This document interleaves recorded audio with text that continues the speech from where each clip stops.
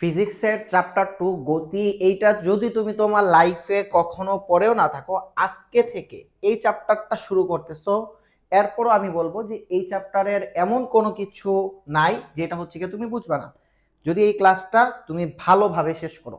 ঠিক আছে, স্বাগতম তোমাদের সবাইকে সায়েন্স ইকুয়াল ওয়াটারে। আশা করি আল্লাহর রহমতে তোমরা সবাই ভালো আছো। এসএসসি 27 এবং 28 ব্যাচের যারা শিক্ষার্থীরা আছো, তোমরা যদি এখন থেকে যারা হচ্ছে গিয়া ভালোভাবে প্রস্তুতি নিচ্ছ, তোমরা সুন্দরভাবে যদি আমাদের এই ক্লাসগুলো হচ্ছে সিরিয়াল ওয়াইজ হচ্ছে গিয়ে করে ফেলো, সেক্ষেত্রে তোমার ফাইনালের আগে গিয়ে দেখবা কোনো কিছুই বাকি থাকছে না। তো আজকে আমরা গতিটা হচ্ছে একবারে বেসিক থেকে শুরু করব, অর্থাৎ গতি কি, গতি কি। এখন গতি কেন বিজ্ঞানী হচ্ছে গিয়া ফিজিক্সের চ্যাপ্টার 2 তে দিছে ওইটা হচ্ছে বলতে পারতেছি না, বাট এরপর থেকে যা যা প্রয়োজন সবকিছু হচ্ছে গিয়ে বলে দিব। ঠিক আছে, এখন শোনো, আমরা যে বিষয়টা হচ্ছে কি আজকে শুরু করব সেটা হচ্ছে কি ফিজিক্স চ্যাপ্টার 2।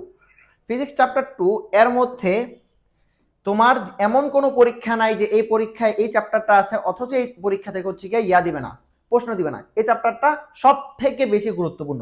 সো এইটা হচ্ছে কি আমাদের ভালোভাবে শেষ করতে হবে। এই ফিজিক্স চ্যাপ্টারের মধ্যে আমরা হচ্ছে গিয়ে গতি রিলেটেড, গতির সংক্রান্ত যা যা আছে, গতির আগা মাথা গোড়া সংক্রান্ত সব কিছু হচ্ছে গিয়ে ইয়া করব।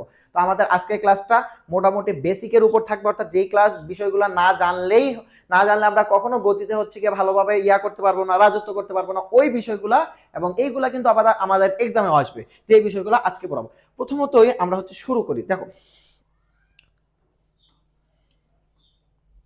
প্রথমেই হচ্ছে আসো যে আমাদের গতিটা হচ্ছে গিয়া কি, গতিটা হচ্ছে গিয়া কি। দেখো, এই জায়গায় আমি সুন্দরভাবে হচ্ছে একটু তোমাদেরকে দেখাচ্ছি। এই জায়গায় হচ্ছে কি একটা ইয়া আছে, হ্যাঁ এই জায়গায় হচ্ছে একটা গাড়ি আছে এবং এই জায়গায় একজন মানুষ আছে, এই জায়গায় হচ্ছে কি একটা মানুষ আছে। ওকে, একটা মানুষ এবং একটা গাড়ি আছে।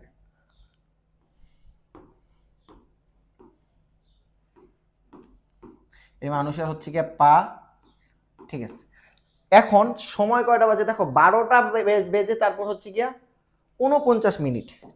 12টা যখন বেজে 49 মিনিট তখন, বা 12টা বেজে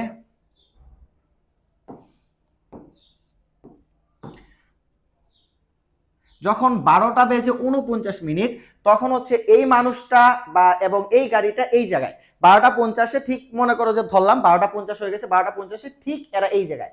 বাট 1টা 50-এ অর্থাৎ 1 ঘন্টা পর এরা কিন্তু আর এই জায়গায় নাই।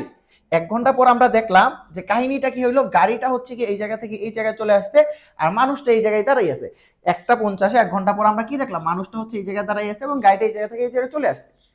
তাইলে এই জায়গায় কি হলো, এই জায়গায় হচ্ছে গিয়ে গতির যা কাহিনী সব হওয়ার হয়ে গেছে। কি দেখো, ঠিক 12টা 50 থেকে 50-এ আমরা দেখলাম গাড়িটা এই জায়গায়, বাট 1টা 50-এ আমরা দেখলাম গাড়িটা এই জায়গায়। অর্থাৎ সময় যখন পরিবর্তন হয়েছে তখন গাড়ির অবস্থানটা এই জায়গা থেকে এই জায়গায় চলে আসছে। তাহলে কি সময় পরিবর্তনে, সময়ের সাথে অবস্থানের পরিবর্তন হয়েছে। গাড়ি আগে ছিল এই জায়গায়, এরপর আসতে এই জায়গায়, আগে ছিল এই জায়গায়, এরপর আসতে এই জায়গায়, সময় চলে গেছে, গাড়ির অবস্থানের পরিবর্তন হয়েছে, এইটাই গতি। সময়ের সাথে অবস্থানের পরিবর্তন হওয়াকেই গতি বলে, সময়ের সাথে অবস্থানের পরিবর্তন হওয়াকেই গতি বলে। তো সময়ের সাথে অবস্থানে কিভাবে পরিবর্তন হয়েছে, আমরা ঠিক দেখছিলাম 12টা 50-এ গাড়িটা হচ্ছে ছিল এই জায়গায়, বাট 1টা 50-এ হচ্ছে আমরা দেখি গাড়িটা এই জায়গায় চলে আসছে। তাহলে 12টা 50 থেকে 1টা 50 কত হয়েছে, 1 ঘন্টা হয়েছে।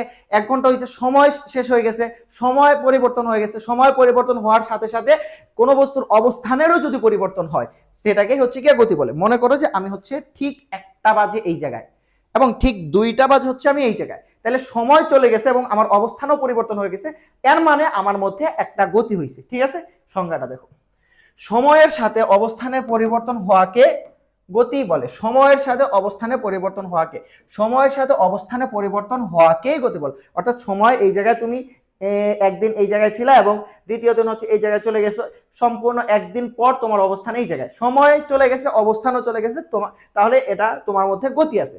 এখন যদি তোমার মধ্যে সময় চলে গেছে অবস্থান চেঞ্জ না হয় তাহলে কি হবে দেখো, মনে করো যে ঠিক আবারও আমরা আগের এক্সাম্পলে যদি যাই, ঠিক এই জায়গা হচ্ছে কি এই মানুষটা যে ছিল, এই মানুষটা যে ছিল সেম 12:50 মানুষটা এই জায়গায় ছিল এবং 1:50 আমরা দেখছি মানুষটা এই জায়গায়, মানুষ কিন্তু এই জায়গা থেকে আর এই জায়গায় নড়ে নাই। তাহলে সময় চলে গেছে, অবস্থানে পরিবর্তন হয় নাই। সময় চলে গেছে, অবস্থানে পরিবর্তন হয় নাই। সময়ের সাথে অবস্থানে পরিবর্তন না হওয়াকে, সময়ের সাথে অবস্থানে পরিবর্তন না হওয়াকে স্থিতি বলে। সময়ের সাথে অবস্থানে পরিবর্তন না হওয়াকে কি স্থিতি বলে। তাহলে এই মানুষের মধ্যে কি আছে? স্থিতি আছে। এই মানুষের মধ্যে কি আছে? স্থিতি আছে। দেখো সময়ের সাথে ভাইয়া, সময়ের সাথে অবস্থানের পরিবর্তন, সময়ের সাথে অবস্থানের পরিবর্তন না হওয়াকেই স্থিতি বলে। গতি কি? সময়ের সাথে অবস্থানের পরিবর্তন হওয়াকে গতি বলে। স্থিতি কি? সময়ের সাথে অবস্থানের পরিবর্তন না হওয়াকে স্থিতি বলে। সোজা বাংলায় 100 বার জবে শেষ করে ফেলবা, যাতে এইটা যেন 2 বছর ঝামেলা না লাগে। সময়ের সাথে অবস্থানের পরিবর্তন হওয়াকে গতি বলে, সময়ের সাথে অবস্থানের পরিবর্তন না হওয়াকে স্থিতি বলে। ঠিক আছে, ওকে। এইবার দেখো আমাদের এই স্থিতির কাহিনী এই জায়গায় শেষ। আমরা দেখলাম যে স্থিতি এবং গতি কাকে বলে, এবং স্থিতির কাহিনী এই চ্যাপ্টারে এই জায়গায় শেষ। এখন আমরা যা পড়বো, যা বুঝবো, যা শুনবো, যা দেখবো, সব কিছু হচ্ছে গিয়া গতি নিয়ে। ঠিক আছে, তো স্থিতিকে আমরা টাটা গুড বাই হচ্ছে গিয়ে দিয়ে দিলাম। ওকে, এখন দেখো আমাদের এই জায়গা হচ্ছে গিয়ে গতির প্রকারভেদ। গতির 5 প্রকার। এই চ্যাপ্টার আমরা 5 প্রকার গতি নিয়ে কথা বলবো। একটা হচ্ছে গিয়া ঘূর্ণায়মান গতি, একটা হচ্ছে গিয়া চলন গতি, একটা সরল রৈখিক গতি, পর্যায়বৃত্ত গতি এবং সরল স্পন্দন গতি। ঠিক আছে, সরল স্পন্দন গতি, সরল স্পন্দন গতি। শোনো, আমাদের এই দুনিয়াতে মানুষ অনেক প্রকার মানুষ। মনে করো ধনী মানুষ, গরিব মানুষ, বাট ও তো মানুষ। তো ইলন মাস্কও হচ্ছে গিয়ে মানুষ এবং আমিও হচ্ছে গিয়ে মানুষ। তো সে হচ্ছে গিয়ে এক ধরনের মানুষ, আমি হচ্ছে আরেক ধরনের মানুষ। ঠিক আছে, আমিও হচ্ছে গিয়ে মানুষ। মনে করো যে প্রধানমন্ত্রী হচ্ছে গিয়ে মানুষ, সে হচ্ছে এক টাইপের মানুষ, আমি হচ্ছে আরেক টাইপের মানুষ। বাট আলটিমেটলি মানুষ। তো তার শরীরের মধ্যে যা যা বিক্রি হচ্ছে আমার শরীরের মধ্যে তা তা বিক্রি হচ্ছে, আলটিমেটলি মানুষ।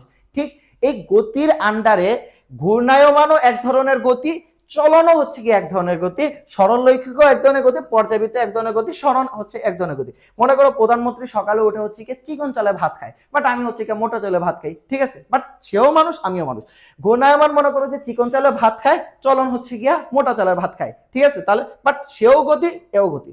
এখন হচ্ছে আমরা দেখলাম গতি 5 প্রকার। এই 5 প্রকারের প্রকারভেদটা হচ্ছে আমরা দেখব। ঠিক আছে, কোন গতি কোন প্রকার আমাদেরকে প্রশ্নে বলবে যে ঘূর্ণায়মান গতি কাকে বলে, পর্যায়বৃত্ত গতি কাকে বলে, সরল স্পন্দন গতি কাকে বলে, এটা সরল না, সরল স্পন্দন গতি কাকে বলে, সরল রৈখিক গতি কাকে বলে। ঠিক আছে, এগুলো হচ্ছে আমাদের পরীক্ষা আসবে। দেখো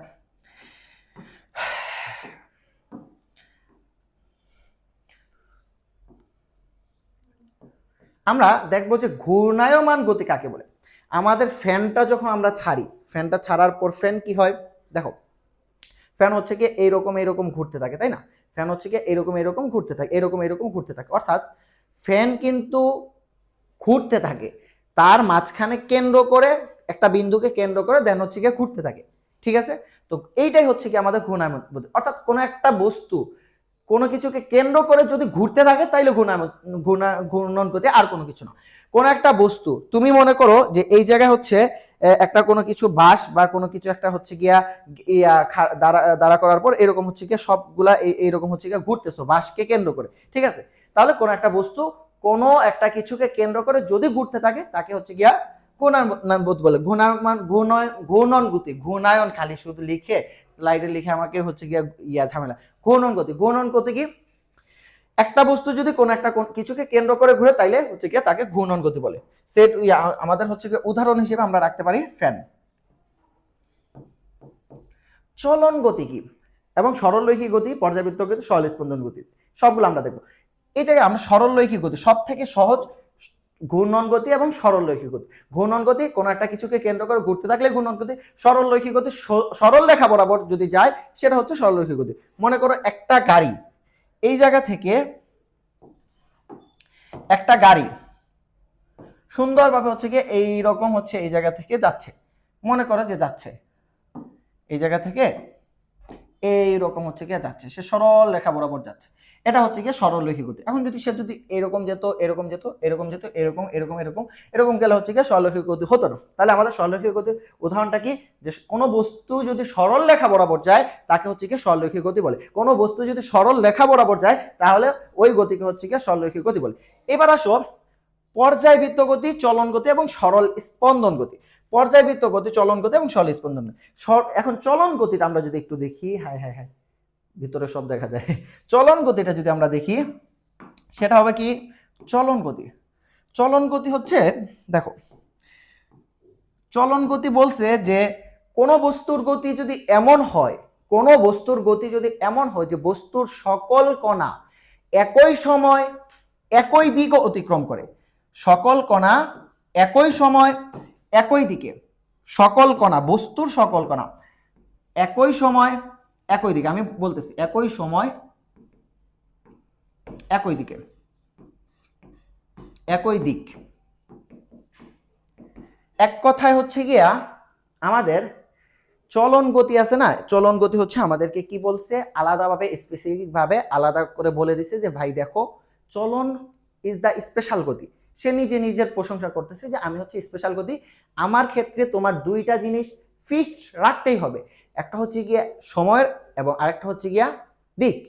অর্থাৎ চলন গতি বলতেছে যে আমি হচ্ছে এমন গতি যে আমি একই সময় একই দিকে অতিক্রম যদি করি সেক্ষেত্রে হচ্ছে গিয়ে আমাদের চলন গতি হবে। ঠিক আছে, দেখো চলন গতির সংজ্ঞাটা কি, চলন গতি হচ্ছে এমন একটা গতি যে বস্তুর সকল কণা, আমি তোমাদেরকে নেগেটিভ কিছু উদাহরণ দিব অর্থাৎ কোনটা চলন গতি না তাহলে হচ্ছে গিয়ে তোমরা বুঝতে পারবা। দেখো বস্তুর সকল কণা, এই জায়গায় সকল কিছু আছে, মনে করো যে এই জায়গায় আমি চাকাটা দেই, এই চাকা আছে আর হচ্ছে গিয়ে ছাদ আছে একটা গাড়ির, ঠিক আছে। এখন মনে করো এই বস্তুটা সকল কণা একই সময় একই দিকে যাচ্ছে, একই সময় একই দিকে, একই সময় একই দিকে, একই সময় একই দিকে, একই সময় একই দিকে, এটা হচ্ছে কি আমাদের চলন গতি। ঠিক আছে, এখন কোনটা চলন গতি হতো না, মনে করো এ হচ্ছে এইরকম যাচ্ছে যাচ্ছে যাচ্ছে যাচ্ছে যাচ্ছে, ধরলাম হঠাৎ করে এর একটা হচ্ছে গিয়ে টায়ার খুলে এই জায়গায় পড়ে গেছে, তাহলে এটা হচ্ছে কি আমাদের চলন গতি না। যাও বাংলা কথায় বুঝাই দিলাম, এটা হচ্ছে কি আমাদের চলন গতি না। ঠিক আছে, তো চলন গতি কি হবে, চলন গতি হচ্ছে কি এমন গতি যে বস্তু সকল কণা একই সময় একই দিকে যায়। এরপর আসো আমাদের ঘূর্ণায়মান গতি, ঘূর্ণন গতি, সরলরৈখিক গতি। ঘূর্ণন গতি কি, কোনো একটা বিন্দুকে কেন্দ্র করে যদি ঘুরতে থাকে ঘূর্ণন গতি, যদি সরল রেখা বরাবর যেতে থাকে সরলরৈখিক গতি, যদি বস্তুর সকল কণা একই সময় একই দিকে যায় চলন গতি। ওকে, এইবার আসো আমাদের এই জায়গায় কি, এইবার হচ্ছে আমাদের এই জায়গায় পর্যায়বৃত্ত গতি ভাইয়া এবং সরল স্পন্দন গতি। পর্যায়বৃত্ত গতিটা কি, পর্যায়বৃত্ত গতিও বলে আমি হচ্ছে কিছুটা স্পেশাল, আমি হচ্ছে কিছুটা স্পেশাল, সেটা হচ্ছে গিয়ে কি কোন বস্তুর গতি যদি এমন হয় যে বস্তু নির্দিষ্ট সময় পর পর নির্দিষ্ট একটা বিন্দুকে অতিক্রম করবে। মনে করো যে নির্দিষ্ট সময় নির্দিষ্ট বিন্দু, নির্দিষ্ট বিন্দু,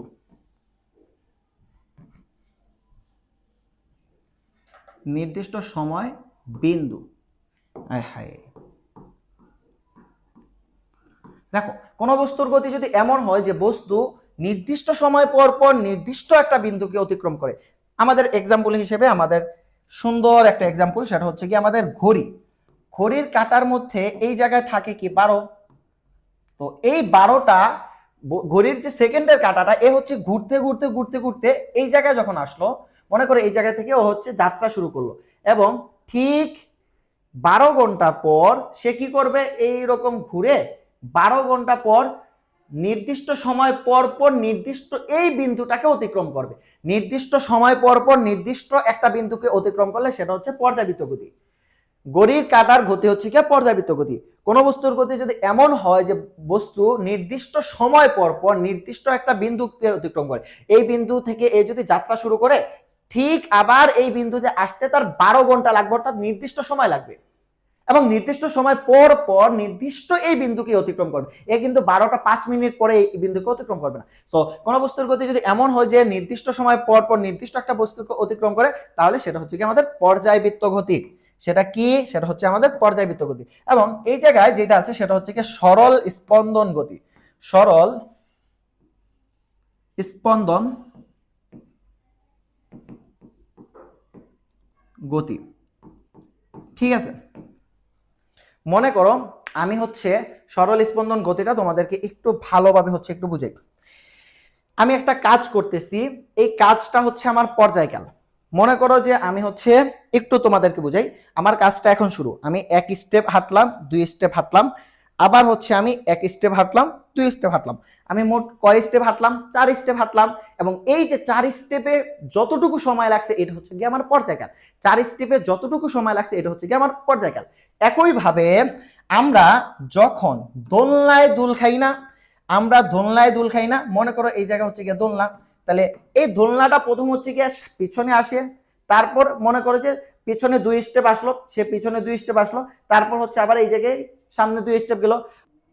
তাহলে সরল স্পন্দন গতিটা হচ্ছে কি হবে, যে আমার গতিটা যদি হয় এমন যে বস্তুর পর্যায়কালের অর্ধেক সময় একদিকে এই দিকে গেল, অর্ধেক সময় এই দিকে, এবং বাকি অর্ধেক সময় এই দিকে, তাহলে এই বস্তুর গতিকে হচ্ছে কি আমরা সরল স্পন্দন গতি বলবো। এই বস্তুর গতিকে আমরা সরল স্পন্দন গতি বলবো। তো আমাদের হচ্ছে গিয়া ঘূর্ণায়মান গতি হচ্ছে গিয়া কোনো একটা বস্তু যদি কোনো একটা কিছুকে কেন্দ্র করে ঘুরতে থাকে, ঘূর্ণায়মান গতি, চলন গতি হচ্ছে গিয়া এমন গতি বস্তুর সকল কণা একই সময় একই দিকে যাচ্ছে, তাহলে এটা হচ্ছে আমাদের চলন গতি। সরল রৈখিক গতি হচ্ছে কি আমাদের কি হবে, যদি বস্তুর গতি সরল রেখা বরাবর হয়। পর্যাবৃত্ত গতি যদি কি হবে, ঘড়ির গতি নির্দিষ্ট সময় পরপর নির্দিষ্ট একটা বিন্দুকে যদি অতিক্রম করে, তাহলে সেই বস্তুর গতি পর্যাবৃত্ত গতি। এবং সরল স্পন্দন গতি কি হবে, যদি বস্তুর গতি এমন হয় যে পর্যায়কালের অর্ধেক সময় একদিকে এবং বাকি অর্ধেক সময় আরেক দিকে, অর্ধেক সময় একদিকে সামনের দিকে গেল এবং বাকি অর্ধেক সময় আরেক দিকে গেল, এই দিকে গেল, এটা হচ্ছে কি আমাদের এক কথায় দোলনার গতি। ঠিক আছে, তো আশা করতেছি এতটুকু তোমাদের হচ্ছে গিয়া ক্লিয়ার। এখন এসএসসি 27 এবং 28 ব্যাচের যারা আসো তোমরা ক্লাসটা দেখতেছো, শোনো 26 ব্যাচের একটা কাহিনী বলি। এই 26 ব্যাচকে হচ্ছে আমি শুরু থেকে হচ্ছে গিয়ে বলছিলাম যে তোমরা যাই করো না কেন বেসিকটা স্ট্রং রাখো। যদি তোমার বেসিক স্ট্রং না থাকে, আমি তোমাকে এক কথায় বলি, এই ফিজিক্সের এই বিষয়গুলো যদি তুমি না পড়ো বা ফিজিক্স একবারে বেসিক থেকে যদি শুরু না করো, তোমার কি হবে, এমন একটা সময় আসবে তখন হচ্ছে বেসিকে তাকানোর কোন রকম কোনো সময় থাকবে না। যেমন এসএসসি 26 এখন চাইলেও যদি ও জীবনও বেসিক না পড়ে, ওই চ্যাপ্টার বা বেসিক অর রিজিক থেকে উঠে গেছে, অর্থাৎ এখন যে সময় আছে ওই সময় ও জীবনও বেসিক পড়ে কভার করতে পারবে না। তো এখন এই বেসিকটা না থাকলে কি হয়, সব থেকে বড় ঝামেলা সায়েন্সের ক্ষেত্রে, তোমাকে ফিজিক্সে স্যার একটা প্রশ্ন দিল, এনি এক্সাম পরীক্ষা যেই পরীক্ষা হোক না কেন প্রশ্ন দিল, যদি তোমার বেসিক ক্লিয়ার না থাকে, তুমি প্রশ্ন পাওয়ার পর যদি কমন পেয়ে যাও সেক্ষেত্রে ভালো ব্যাপার। যদি তোমার বেসিক ক্লিয়ার না থাকে, সুন্দরভাবে ওই জায়গা থেকে এক্সাম থেকে বের হয়ে আসতে হবে, কারণ তোমার বেসিক ক্লিয়ার না। তোমার যদি প্রশ্ন কমন না পড়ে, তুমি বেসিক থেকে কোনো কিছু হেল্প নিতে পারবা না, বেসিক থেকে কোনো কিছু হেল্প নিতে পারবা না।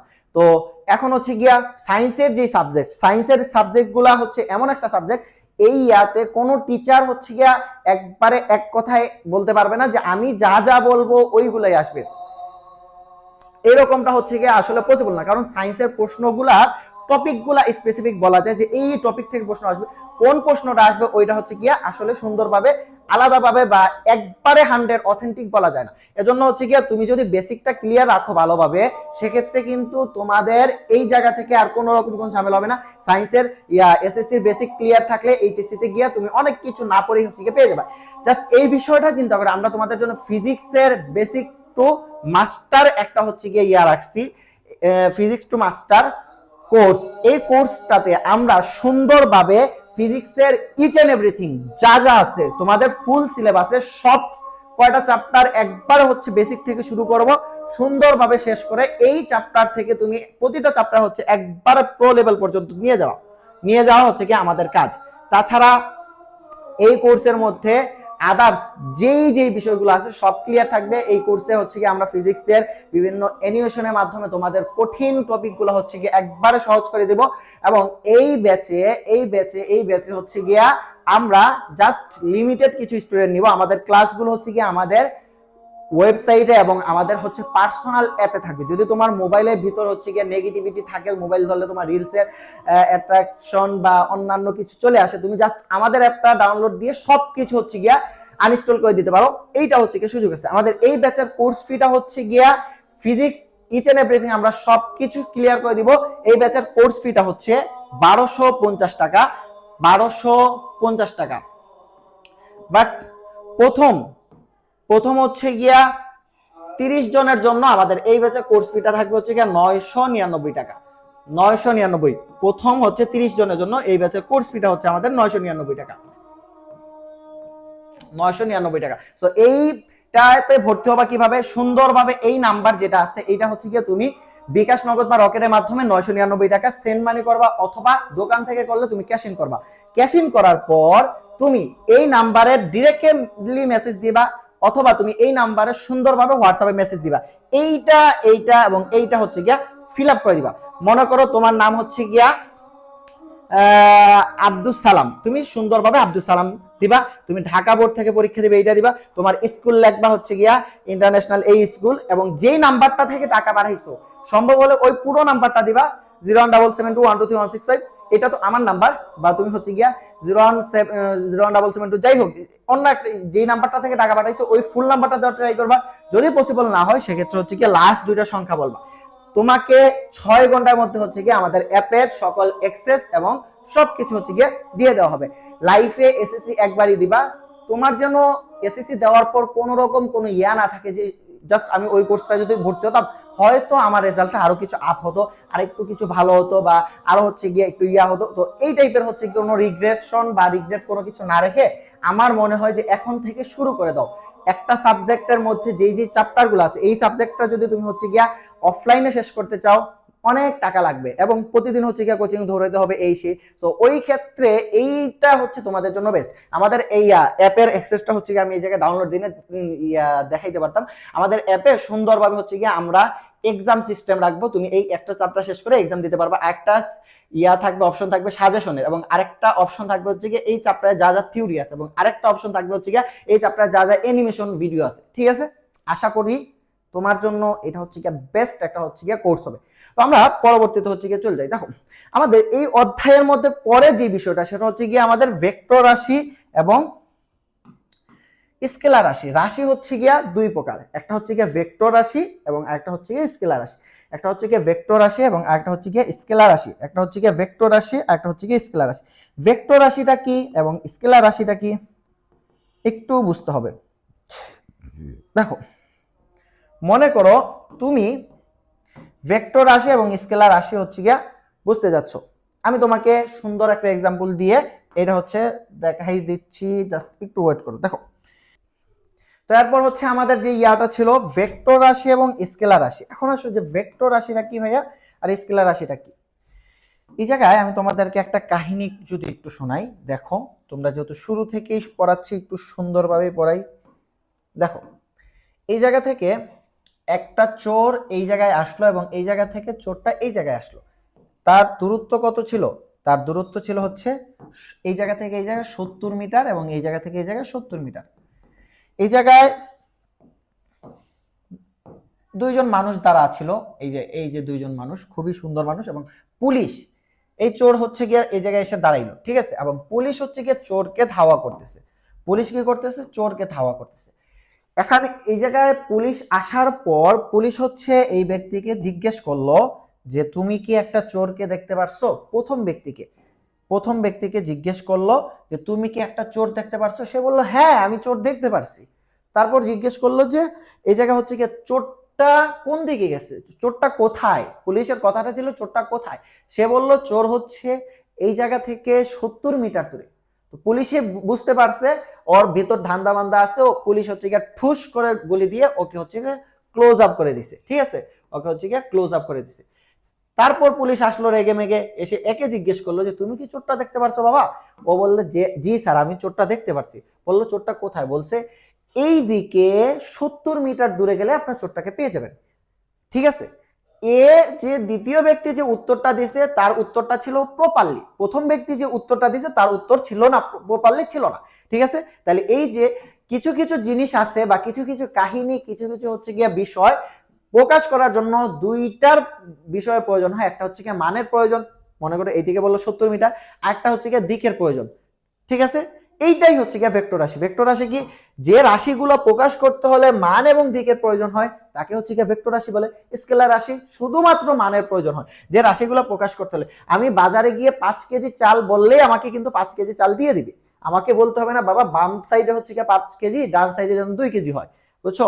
এরকম এই যে বলতে হবে না যে দাদা এইরকম দিয়েন, তো এইরকম না। তো স্কেলার রাশির ক্ষেত্রে যে রাশিগুলো প্রকাশ করতে হলে শুধুমাত্র মানের প্রয়োজন হয় ভেক্টর রাশি, যে রাশিগুলো প্রকাশ করতে হলে মান এবং দিকের প্রয়োজন হয়। ঠিক আছে, ওকে।